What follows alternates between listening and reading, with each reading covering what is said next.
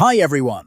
Welcome to my channel. In today's video, I will show you how to repair corrupted system files in Windows using DISM and SFC commands. These commands are essential for fixing common Windows issues like system errors, crashes, and performance slowdowns.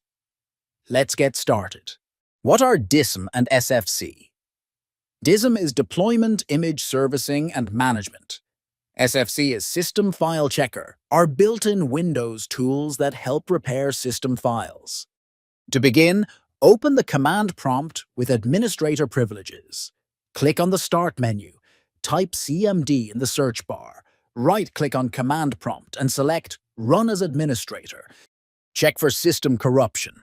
Before fixing anything, we need to check if there are any corrupted files. Run the following command: DISM online cleanup. Image CheckHealth. This command will quickly check if your Windows image has any corruption. Perform a deep scan for corruption. To scan for deeper issues, use DISM online cleanup image ScanHealth. This process takes a few minutes and will detect any existing corruption. Repair corrupted files with Deployment, Image Servicing, and Management. If corruption is found, use this command to repair it. DISM online cleanup image RestoreHealth. This will attempt to fix the issues by downloading replacement files from Windows Update. Run System File Checker to fix system files. Once the DISM process is complete, run the System File Checker, SFC scannow. This will scan and repair corrupted or missing system files.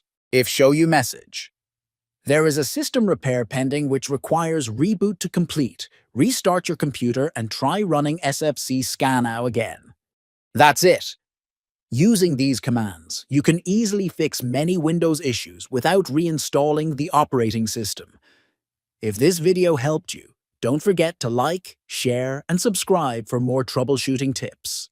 See you in the next video.